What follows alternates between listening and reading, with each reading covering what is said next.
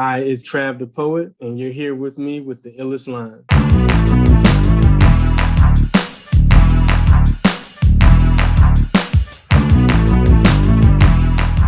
Welcome to the illest lines, bro. Thank you for having me. Yeah, most definitely. So in seeking you out and trying to get some more information, because I'll admit, for me, you are new, Yeah, and we're gonna touch on that a little bit too as well. But so you're from, would you say Virginia? Was it? yeah. So I'm from Chesterfield, Virginia, and then I Uh, also lived in Wilmington, North Carolina. So right now I'm living in New York City. so how did those transitions come about? Like, was it just because of family, or was there anything going on at the time, like military, anything like that? No, it was family. So my dad, his job was going through some instability, and so he had an opportunity in North Carolina, and he took it. Oh, And so okay. yeah, he's been there ever since. And so I mean, it was a change for us, but God knows best. So Oh yeah. yeah, I mean, they're still there. Oh, okay. Yeah, Okay. So you over in New York City, yeah. I was gonna say by yourself, but you have family, other family over there? I have a few extended family members. I Oh, have a okay. few cousins up here on both sides of my family. Gotcha. Yeah, Gotcha. So if you don't mind, let's go back just I'd say a little bit, but we'll go back a lot of bit. yeah, So when did you first get caught up in the idea of at least wanting to do music in itself? yeah. So I would say at the end of high school was where the Mhm. idea was implanted, and I started getting more serious towards the end of college. Oh, okay. Yeah, so I always was a writer, Mhm. and as a kid, I would write short stories, and Oh, then okay. I transitioned to writing poems, and then the Oh, more I just kept listening to hip hop and stuff, I was like, mhm. let me just try to write rap. So I would do both, Right, write right. poems and write raps. Right. And they're practically one and the same because Yeah, I mean, yeah, because just growing up with hip hop culture itself, you already know it's I remember it being referred to as street poetry. You know what I mean? yeah, that's right. And it's one of those things that go hand in hand. So as a youth, then who would you say are some of your influences that you heard that kind of fueled the flame a little bit? I would definitely say Tupac. Oh, Um, okay. I would say Nas. Hmm. Of course, being from the South, Outkast. Right, right, yeah. Um, the Ghetto Boys, like some of their early songs. Hmm. Um, I mean, we listened to a lot, even though it was different back then because I'm pretty sure when records were being cut up north, their radio stations playing different things. So Right. ours were playing different stuff too. Yeah. But I always gravitated towards the more lyrical type of stuff. And then, Right. of course, when Outkast came out, like just their sound and Oh the yeah. dynamic of the group, it just Hmm. I don't know, it just blew me away. Right. Of course, Tribe Called Quest as well. Oh That's yeah, one of my most favorites. definitely. Yeah. Yeah, yeah. I won't say I grew up on that, but in for me, high school was definitely filled with Tribe Called Quest, Leaders of the New School. Mm-hmm. You know what I mean? But also growing up in the '80s, you had the pioneers like LL Cool J and all Yeah, that. yeah. I actually thought it was kind of, now I won't say funny, like laughable, but different that somebody from where you're from would say Tupac first. You know what I mean? Yeah. So what was it about Tupac that kind of made you, lean into that a little bit more? he, it was just, looking back, he just was so transcendent. Yeah. He was everywhere, good, bad, and Hmm. ugly. He was Right. everywhere. And just the content of his songs, with Dear Mama, So Right. Many Tears, like they were just so deep. So even as a child, it was like, he's touching my heart, my emotions. And Right. I think that more than anything was it because, he's from New York City, even though his Oh yeah, career that's started right. out That's right. west. Yeah, Yeah, but yeah. he's from the East Coast. But I think he was just so transcendent. Like Mm. Nas came more when I was, you know, seventh, eighth grade, teenager. Oh, But okay. Tupac, yeah, Tupac definitely, and Of course, you did mention LL, of course, Yeah. too. You know, Yeah. Yeah. um, and then even some of the like women rappers like Salt and Pepper, Mm-hmm. Queen Latifah, Right. Right. MC Light. You know, I definitely like what they were doing as well. Yeah. Yeah. Most definitely. And in regards to everything that you started hearing, there had to be something that I would say like popped in your spirit to make that change from, whatever you were doing during that time to, where you are now. Like how much of a gap was there to where you finally got to the point where you are now? Um, when I actually started writing, it really wasn't much of a gap because although I was listening to that music, it was more so, I've been a Christian since I was 10. Oh, okay. So, and I've been building on that. Right. Of course, there's always, valleys in there, Oh, yeah. but the way I was raised, like it was firm, like, the truth and this is what it is. So Right. if you do Right. deviate from that, that's you. It's not anything else. And so that was pretty clear. So kind of what I took from at the time, and then with Christian hip hop, it wasn't where it is now, where these guys were actually rappers. It was Hmm. more so the older pioneers. They meant well, so they were trying to use it as a tool, but they weren't really gifted Right. to do this. Right. Right. And this is what you're hearing all the time, and it's these guys are really advanced as far as the people I just named. Right. But I just figured that when I started realizing I had a gift for writing, I said I can get there. I need to work on my flow, my delivery, this and the third, but I want to be able Hmm. to represent something different. And even though I Right. didn't Right. see it, I was like, what I could take from it is, and what I try to do now more so than back then was, I would just try to showcase my life and my experiences, but just from this perspective. So I'm not Right. overly preachy, but it's like I'm Gotcha. giving you my heart, I'm giving you Right. my Right. my life, and I'm tying it back to God. Right, right. And it's important for people to catch that, and not so much when I say catch that, not so much in a way where, you're being ambiguous with your message, you know what I mean, and Mm-hmm. trying not to say God, trying not to Yes. say Jesus, you know what I mean? Because there are some people that feel like, well, I don't want to inundate my message with all this preachy stuff because, people aren't going to listen to it. But, the right people will listen to Yeah. what God has put within you. You know what I Right. mean? One of the other things that I noticed too that was it kind of like popped a light bulb off in me when I was reading it was about putting. You said something about putting together battles, and you were part of slam competitions. So, Mm-hmm. like me knowing that type of culture and that background, like I know how some of those like slam competitions, you know what I Mm-hmm. mean. Mm-hmm. So, were you a part of it Mm-hmm. in that way where you were, fighting fire with fire, or like how was it? How was it with you being in that environment? I was pretty radical. I was pretty radical, especially back then, because my first time that I actually did it, the first time I actually did it where I consider myself at a professional level, I mean, I didn't get paid for it, but where I was actually showing talented, I mean, I went Right. off. Oh, okay. And that, I was like, the backstory behind that was actually with the National Society of Black Engineers, their Hmm. international conference. Oh, is that right? Oh, okay. So yeah, so they always would have like a poetry night thing, and they have a slam competition and then an open mic afterwards. Right, right. And so I got through like the first round, and one of the ladies that was competing, she was really good. Like she Uh, already had an album out, and you oh, could tell okay. she was used to competing and used Right, to right. performing. I wasn't used to. I was used to reading off of the paper, and I was Oh, got getting you. to the point where I was memorizing. So like my first Right. piece wasn't fully memorized. I wrote it on the plane there. It was in Oh, Boston. okay. And Wow. then my second one, I was like, I had memorized it, but it still wasn't 100%. Right. And I was like, I'm just gonna go for it. And I had one of my friends.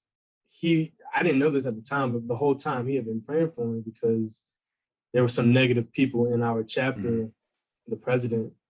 And Oh, got you. I was cool with the guy, but he was Right, a right. jokester, but he wasn't a believer, and Oh, got you. he just said something negative in the meeting, and I wasn't there. He was like, "Yeah, I heard Right. Travis is gonna compete, so let's all go and watch him fall on his face." So he said this in front of everybody, and so Wow. this guy was there. He heard. He was like, "Yeah, I need support. Yeah. I need to support him." So he Mm-hmm. showed up there, and yeah, when I did that piece, it was like I felt like God like anointed me on that stage, Mm. and I Wow. went in, man. I've never done that to that level since, Right. probably. Got you. Yeah. And how long ago was that? Oh, that was like 2005, I think. Oh, wow. Yeah, Okay. yeah, So you 2005. Yeah, it was mean, 2005. oh, okay. So you mean you haven't been in a battle since then, or No, that no, specific one? yeah, that was just a slam. So we were just doing Oh, got you. poems. But Got you. as far as battling, Right. battling was more like I threw my first battle. I was the organizer of it, and I Oh, did okay. it through Nesby as well. And I was a Oh, no, freshman. got I you. threw that in 2001, and I Right, actually met right. Ninth Wonder and Fonte, his Oh, little okay. brother. That's when I Right. met them. Um, and I did battle around that time. That was when I was in my valley point Oh, of okay. my walk. Got you. But Got you. ever since I've been like really like pushing really heavy, I haven't battled anyone. Got you. Got Yeah. you. Now you mentioned about valley points, which I think Mm-hmm. is a major thing when it comes to people in general, let alone people who have given their life to Christ. What would you say contributed? And if this is not something that you really want to touch on, that's completely fine. Oh, that's fine. Um, That's fine. but what was it that you said that you would say contributed to that valley point to where you knew 100% that you were there in that?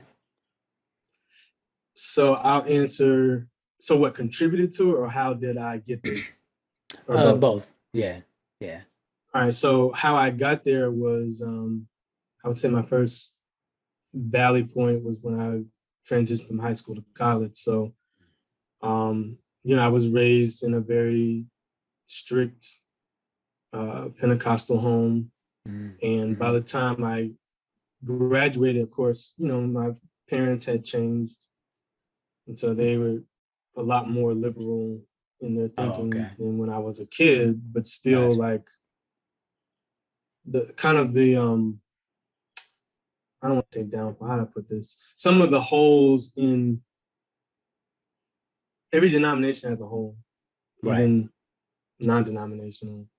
Hmm. But some of the holes in maybe the people who came up in the 60s and 70s or however it was, Right. Right. they felt they had to be ultra, like everything was a no. Can't do, can't do, can't do, Oh, right. Right. to prevent you from sinning or whatever. Right. Right.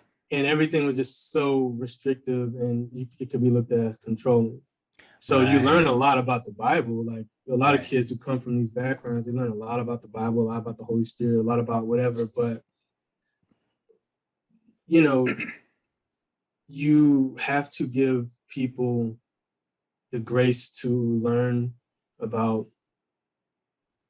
life and learn about God, life experiences, and Right. understand why Indeed. you're teaching them these things, Mm-hmm. and also about forgiveness. But Right. when you got Right. this flesh, Yeah. it's going to betray you because Oh, yeah. At some point. yeah, it's gonna betray you. So I would say that coupled with I come from a blended family. Oh, okay. So anytime you have issues with parents who've been divorced and remarried, there's going to be trials and Some kind of tribulations issue. there. Right. So Right. I'd say some of that contributed to as well. Ultimately, I made my decision, but basically how I got there was when I got to college, I wasn't reading my Bible Mm. the way that I know I should. Right. I wasn't praying, and it's just always a slow thing, right? It's Right. a Right. slow thing. Then I met a woman, and we became friends, Mm-hmm. and she liked me a lot more than I liked her. And then as things happen, Right. Right. you fall into a spiral where you start having sex. And she actually was my first. And Wow. so that became a whole nother can of worms because Right. my intention was not to have sex Right. before marriage. And Got so you. that kind of messed me up.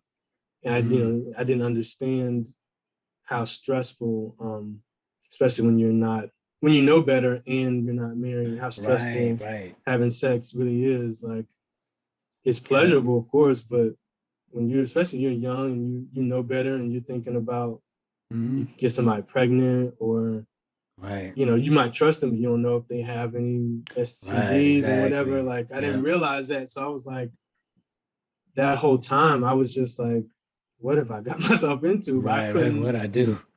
yeah, I couldn't stop because Yeah. you know. Um, so how I got out was she moved. That was one way. She Yeah, moved. sometimes displacement does help, you Yeah. know. Like, But the oh, sec- all right. yeah, Whew, she's gone. yeah, but the second part was my mindset started changing too. Like, I Mm, say this about God, like, he always gives a way of escape. And mm, my mind was just consumed, not just with what I was doing wrong, but what I right, knew to do right in the whole aspect of grace and mercy. right. Because I can be pretty hard on myself, especially back then. Oh, are we all? And Yeah. yeah, and so I was like, you know what? I, of course, now I have this experience. Now I understand, and all I can do is go up. So, because beating Right. myself up is just making it worse. And that's Exactly. kind of what I was doing. And then I just kept on moving in this mindset. Like, and she would, even though she moved, she would still call me. She would call me from Right. her college because she moved to another state. If I Oh, came got down you. there, could we such and such and such, such? And I would say no. I mean, yeah, like, Oh because man. my what I realized is, I guess, the way I carry myself, Mm, like some of the issues that some of these other guys, like saved and not saved, have, where it comes to them not being able to, feeling like they can't attract women, or I guess if you're not saved, right. Right. feeling like you you don't have opportunity to have sex. That was not really my issue.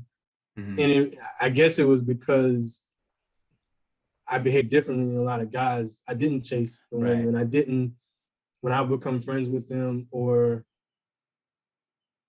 even if it wasn't friends, it was just talking or whatever. Like, Mm, I got the same eyes as you got, but the right. difference was is that I would not say how I was feeling like a lot of dudes would say, "Oh, you're so fun." I didn't do all Right. that. I just Right. would talk to him like a regular person, even Mm, if on the inside I'm like, "Man, she's right. bad." I just wouldn't do it, Right. and it right. made them be like, "Why isn't he telling me what these other Mm, guys are saying?" And so it was like, by the time I even got to a point where I felt more comfortable. Like, they were like, I want to be with you. So, um, even amongst all of that, I started to have a mind where I was like, I don't want to have no kids out of wedlock, got you.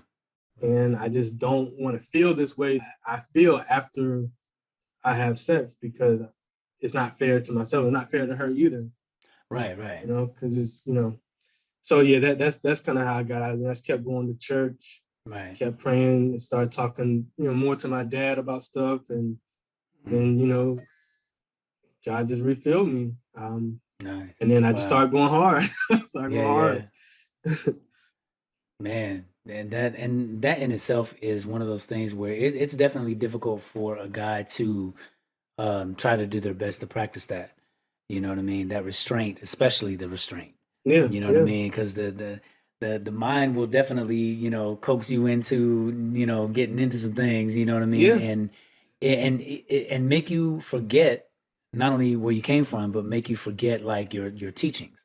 You know yeah, what I'm saying? I remember telling my wife that, a long time ago, I would say around the time when I was 18, I still try to do my best to remember the things that my parents taught me. You know what I mean? And there were instances that came about where, I was, I guess, in a sense, tested, although I wasn't involved in any kind of church. I wasn't involved with a relationship with God at all at that time. But, I could look back on it now and say that I was tested at the time, and times that I passed, times that yeah, I failed. yeah, You know what I'm yeah, saying? But definitely understand that whole aspect of like, coming down on yourself, because then you feel like, man, I just, not only did I let myself down, but now I let you down, God. yeah, You know what I mean? And not giving enough room for you to be forgiven, because you don't realize that because we're all not worthy doesn't mean we don't get it. Doesn't mean that he Right. still won't forgive us, you know what I'm saying? And Right. clean us off, pick us back up and help us to get to the point where we can move forward and really, make something out of ourselves as well as, making sure that we're on the path that he wants us to be on. But we got to Right. want it. You know what I'm saying? And from what it sounds like you've always wanted that. Yeah. You've always wanted that walk. You've always wanted to be, right there, just, alongside God. But there were times, just like anyone else, that things just happened. But you were aware, and I think that's the other thing that I'm noticing too. There's a lot of times that people aren't fully aware that what they're doing is wrong. Yeah. You know what I'm saying? And a Yeah. lot of it has to do with because they don't want to admit it. That's Yeah. like one of the hardest things for us to do. Yeah. You know what I'm saying? Not just because of flesh, but because our mind in itself won't allow us to, get to a point where, we want to admit that we're wrong. We're Yeah. rebellious at heart. You know what I'm Yeah. saying? Yeah. And Yeah. that's part of it. Yeah. Man, wow. So now going into 2001, because you've been involved in all that stuff since 2001. I'm sorry, not going into 2001, but since 2001.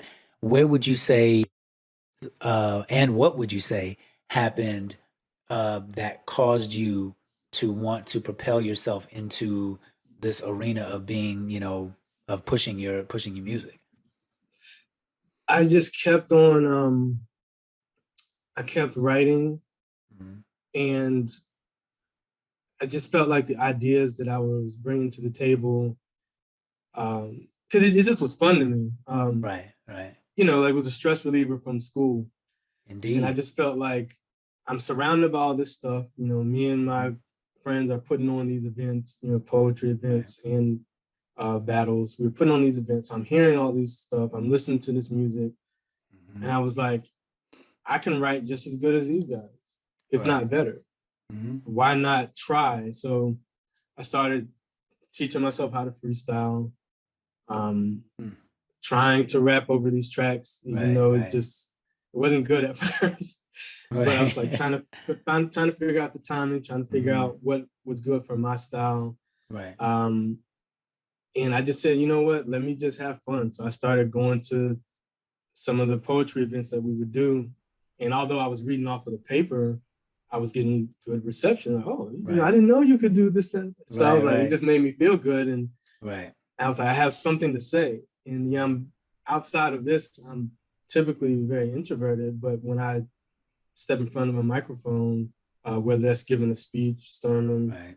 or doing a poem or rap, Mhm. that comes out because I feel compelled, and that's kind of what started happening. I felt compelled, like you need to do this. This is a Right. part of you and your purpose, and Mhm. um, that's what has continued to fuel me even when I thought that this was a lost dream. I Right. just couldn't get it out of me. It was like I can't stop thinking about it. Mhm. Um, I have something that the world needs to hear. Yeah. Yeah. And even if the message is not necessarily something that they know that they need to hear, Right. just knowing that God is giving it to you, putting it on your heart to be able to push forward and still do it anyways because you know that it's something that's got to get out, and Yeah. you recognize that God is like in that moment of like pushing you where you need to be the one to say these particular words. That in itself is definitely a blessing, especially when you can, you can't count anymore how many times that happens, Right. It's definitely a great feeling when you get that stamp of approval from God. Right. Yeah. Um, in the other thing too that I noticed was that you had an unreleased album. This was in 2019. Is that right? It's not released yet. Yeah, Oh, but that's okay. what the single is from. It's off of that. Oh, okay. So Yeah. so basically, it's coming. Mm-hmm. Oh, okay. Okay. It's Yeah, because done. oh, okay. Because one of the things that I like to do, I like to see if I can like, because the internet is a plethora of information. So Mm-hmm. I'm like trying to find some stuff, before this particular song because I like to be able to hear, what has, built the artist to the point they're at Right. now. And maybe my search just wasn't that great. I'm not sure, you know, so I couldn't really find too much because I was thinking that, okay, well, maybe this is your first outing. So I'm assuming that, Right. that's incorrect, right? It's my first formal outing because Mm. in 2008, I moved to Syracuse, New York, Oh, okay. and I met a producer. Mm. I quickly met a producer because I'll give you the small backstory. So I did the Gotcha. Nesby conference again, but I did the main stage, and the main Oh, stage okay. holds 8,000 people in the ballroom at that Wow. particular place. It's in Orlando. Wow. And so I did a poem called Engineering in Action. I actually put that one on my IG. Oh, Um, okay. and so after that, a guy hit me up. He found me, um, and he ended up being from Rochester. Mm. And when I moved to Syracuse, he invited me to his graduation party. And the guy that was DJing was a producer. And so that Oh, okay. guy, did a spoken word piece at that Hmm. event. And that guy came to me afterwards and said, I would love to work with you. If you want to put together some songs, I told him I wanted to do an album. That was my goal. Right. And so we started doing that. But then, he Hmm. had different things that he was dealing with. And so we had to stop. And that was kind of the theme of what started happening. Every time I Right. would get rolling, something would happen and I would get Mm. discouraged. Right. Right. And then personal stuff in my life started happening. I was like, let me just drop this for now, I got in survival mode basically. But Right. Right. Yeah. so on SoundCloud, there are some of my stuff that I had been working on in the Hmm. past that was on my SoundCloud page. But there's that doesn't cover the amount of spoken word pieces and Right. pieces that I had written Hmm. specifically to have beats with them. Oh, okay. So yeah, this is my first formal release. Gotcha. Um, and my name was different back then too. It was Oh, Travesty. okay. Now Oh, it's Trav okay. the Poet. Yeah, Gotcha. So what yeah. what made that change? Or I should say what caused that to change? I just and a lot of people like the name Travesty too, but Hmm. and I liked it. I still do like it, and I Yeah, still might put some tracks with that name on it. But yeah. the older I got, I was just like, travesty isn't really a positive word. Right, right. I put it in there because I made it a positive acronym, but Mm. it's not really a positive word. It's a Right, grotesque characterization of something. right, Or you say, oh, this is a travesty of right, justice or right. whatever. Um, and so I tried to flip it and say I became a grotesque character to the world when I became saved. Like, I Mm. guess it worked. Right, And then I right, made an acronym of it. But I just was like, the older I got, I said, I want to rebrand. And if I'm gonna right. come out with something new, I mean, Trav the Poet, that's Yeah. my name's Travis. Right, right. And The it definitely poet, fits you. Yeah. yeah, Most yeah. It's definitely. just simple, it's just streamlined, like this is what it is. Right, right. Kind of switch gears a little bit. Your song, man. Tomorrow's not promised to you. Tomorrow's not promised to you. Tomorrow's not promised to you.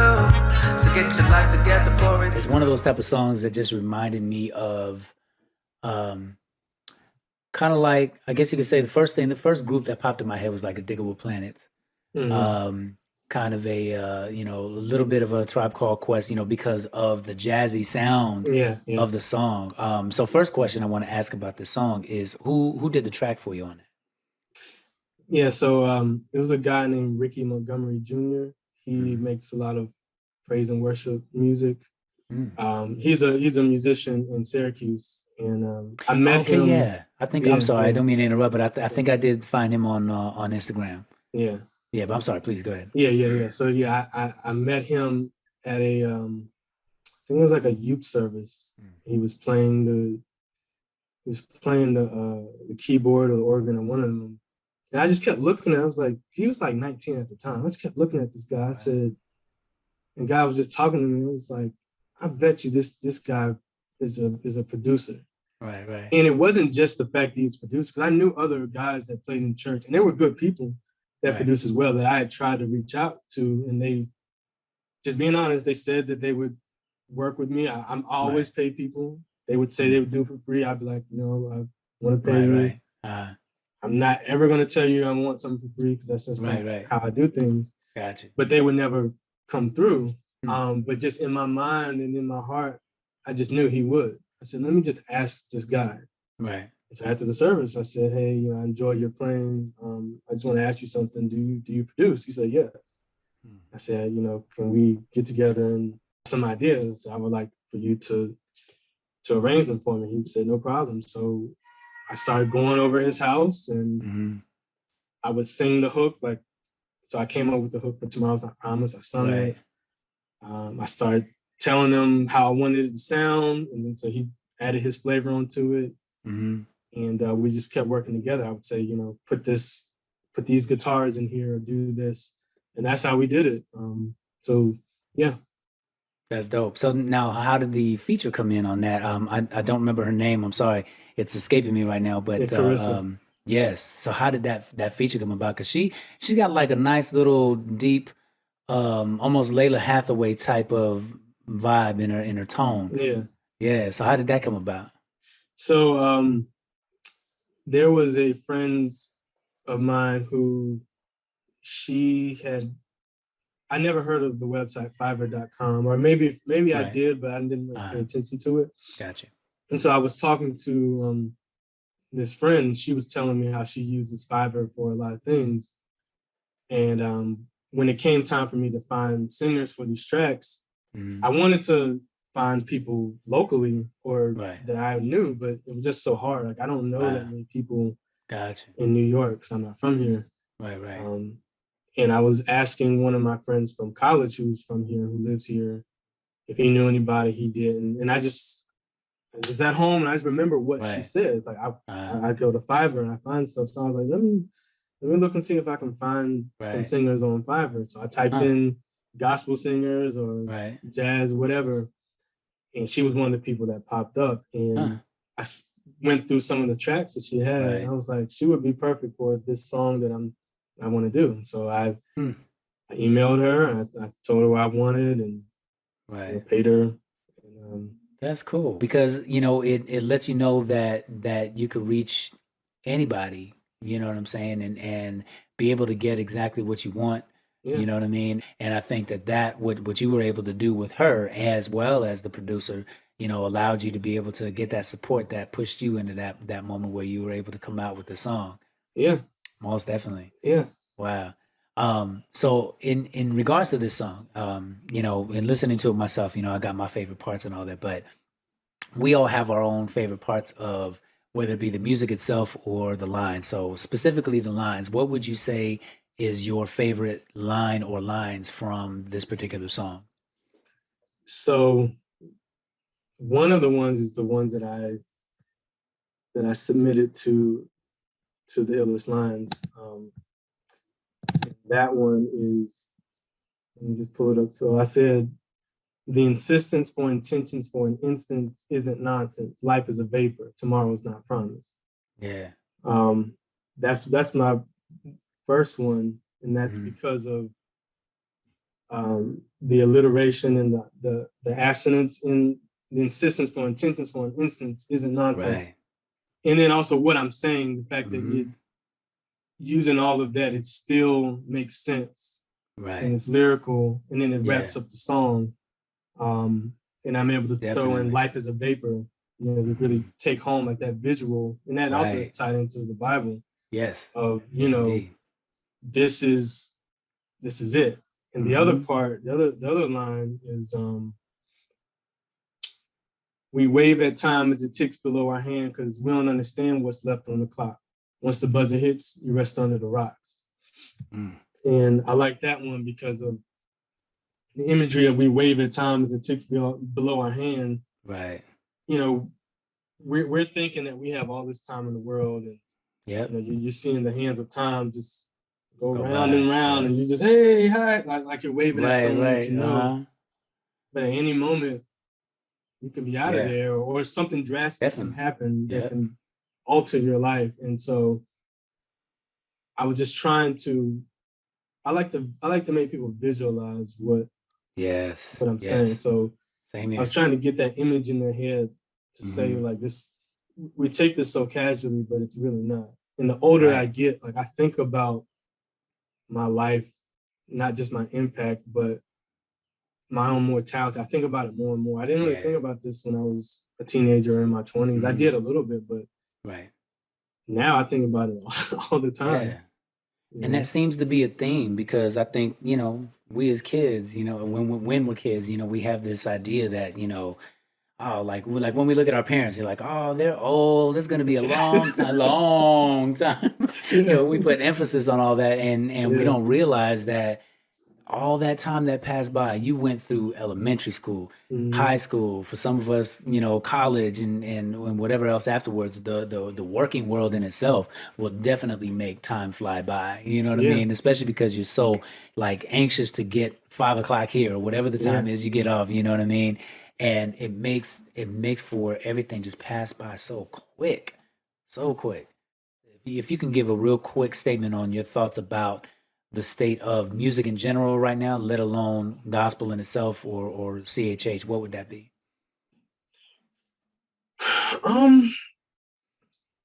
I how do I put this?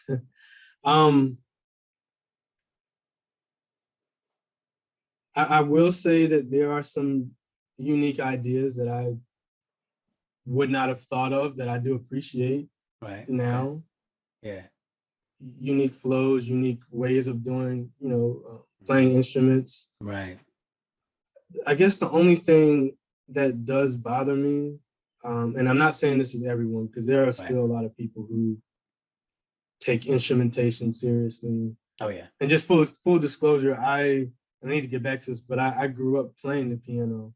Oh, okay. Even though I don't play it anymore, I want to get back into it. Like I want to be a musician, like a full musician.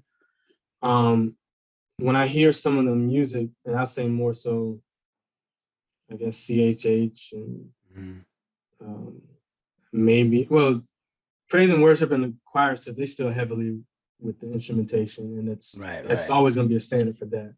Yeah. And that's they do a great job with that. Like the musicianship is through the roof. Yeah. But in some of these other genres,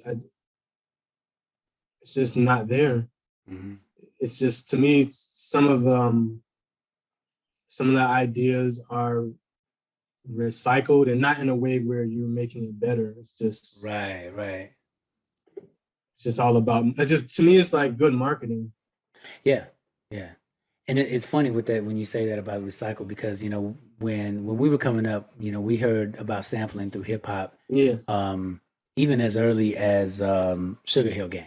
You know, knowing that was a Chic song, you know, it was like, okay. So sampling for hip hop has always been a thing, but then it started, you know, getting into R&B and, you know, other portions of music as well. So that recycles. So sometimes I get a little, like, I start feeling like how my parents started feeling. I remember when certain songs would come on, my dad would be like, oh, I thought this was this song. And he would change it. I'm like, no, why are you changing it? You know what I mean? But it's that same idea now. And I get it. You know, we didn't get it when we were kids, but I get it now. I'm like, I can't stand sometimes hearing the same song. Like even, you know, not to put anybody out there specifically, but I kind of am going to. Like with Chris Brown, there's been a few songs of his that, you know, he came where the song was sampled from something else from like either the 80s or 90s. And sometimes it's cool. Other times it's like, man, and then, you know, the lyrics, you know what I'm saying? It's like, oh man, you totally messed this up. You know what I mean? It's like, and why would you mess it up? You know what I mean? Because it's people like him or Usher or whoever else in the secular world, they have this notoriety for being so methodic. So you know, so purposeful in how something sounds and making it sound great, you know what I mean? But then you also got, you know, CHH and gospel, you know what I mean? Where I kind of do feel like they're almost doing the same thing, especially CHH, because honestly, I kind of shuck that off as like, well, it's kind of a hip hop culture kind of thing, you know what I mean? It's not so bad. I don't really look at that as being so bad when hip hop culture or CHH itself does it. But in essence of using those same type of things in gospel music, I think it would depend on what it is. You know what I mean? Like you wouldn't take, I've told somebody this before, you wouldn't take Between the Sheets from Isley Brothers and try to turn that into, you know what I mean? Yeah. It's like, there was a guy who did, what was it Bump and Grind? I think it was Bump and Grind from R. Kelly. And He I'm sitting flipped there it. like, no, like it doesn't even matter like what you're saying. You could be Yeah. 100%, 1000% biblically correct. Yeah. And no, because the only thing I'm thinking about is how your mind is telling you no. That's Yeah. it. You know what I'm saying? So it's like, I'm Yeah. sorry, I can't get with it. Or even when Kanye West used So Anxious from Yeah. Genuine. Yeah. Now I'm not gonna lie, the song was dope.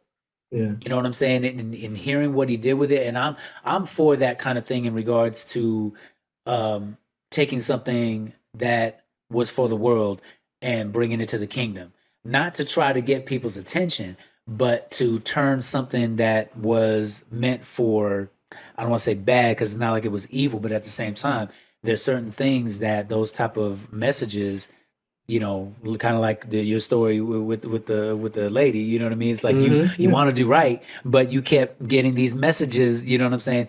And Yeah. those are the kind of things that I think about sometimes when I hear that. But that song, I have to admit, what was it called? So Anchored, with his choir, and it was Okay. it was dope. But at the same time, I can't get my mind off of the Yeah. original Yeah. Yeah. song. You know Yeah. what I mean? So it's kind of difficult. So when you hear those things recycled, it's like, I don't know if I Yeah. would have It's used a that fine song. line. Yeah, it definitely is. Oh Yeah. man. It's and I've relaxed my stance on a lot of that, and Mm, I don't mind sampling because there's an art form to sampling. right.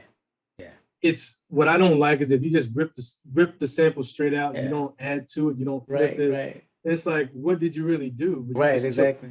a portion and you just looped it. Like that's Yeah. not really original or musical. Right. But But if at the you same make it, time, yeah. I'm sorry. My bad.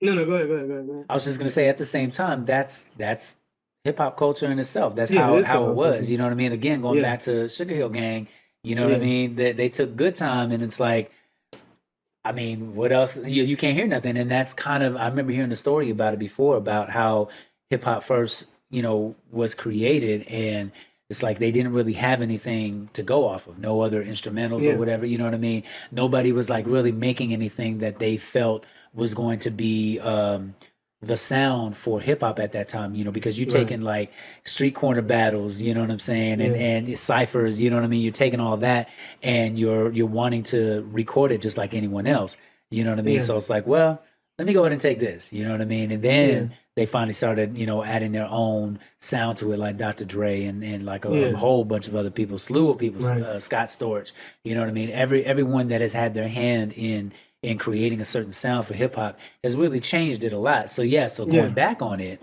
it's like, now there's that expectation. There's that expectation of like, oh, nah, come on now, you got to come with something different. Don't take it yeah, back to the exactly, '70s. Yeah, yeah, it's kind of exactly, difficult to yeah, not do that. yeah, Yeah, because man, they didn't have the resources. right, The people who were originators of hip hop and hip hop music, they didn't have the resources right, and everything, the technology mhm, to do all these things. So yeah, if I'm gonna just rip a part of a beat loop and do right, that, yeah, for the mid '70s, that's cool, and right, in the right, early '80s, that's cool. But we're in 2021 now. right, right. You Got to have have some all these change. different equipment. You have Yeah, this software that, and yeah, everybody doesn't even buy their software; they rip it. yeah, So pretty you much. have access to musicians now. Yeah, Like just do something. yeah, yeah, If you're gonna take the loop, I'm fine with taking a loop, but add your right, spice onto it, right, but don't just say that I made a beat and you just literally took this right. loop, you just add some Yeah, drums on it, yeah, you didn't flip it. I've had a lot of growth and mhm,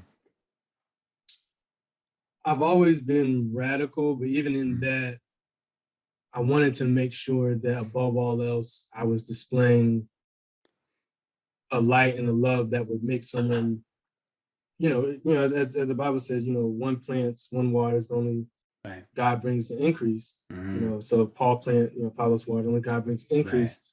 So you never know what role you'll have in someone's yeah, path.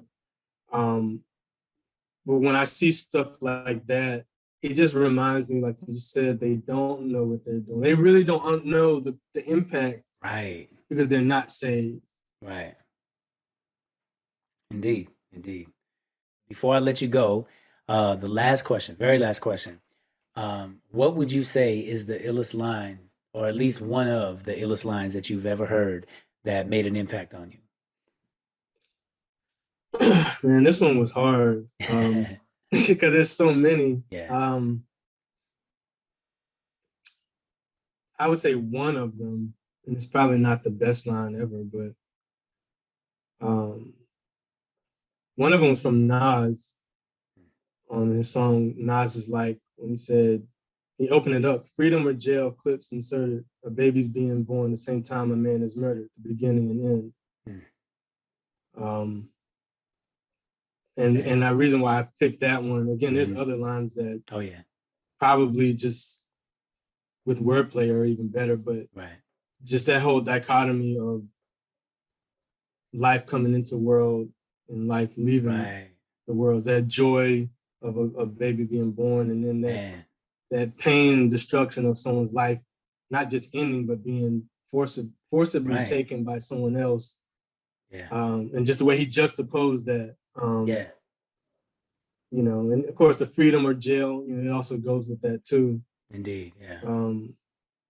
It just, you know, I heard, you know, as a teenager, it just stuck with me, like, you know, this does happen. And I actually wrote a poem in college that kind of referenced some of those ideas, like, Got you. I think, reference some of those ideas, like when you're, I can't remember the full line I said, but basically it was like, when you're born, people smile and you cry. When you die, people cry and people smile. You smile and people cry. Something like that. And I just kept going on with the whole train of thought. And that kind of coincides with the whole "life is but a vapor," man. Yeah, definitely. I want to make sure that people know where they can reach you. So if you can go ahead and let them know what your social media is, where they can get your single as well. Yeah, so you can reach me on pretty much every social media at Trav the Poet, TravDaPoet. On YouTube, it's TravEsty82, and hopefully.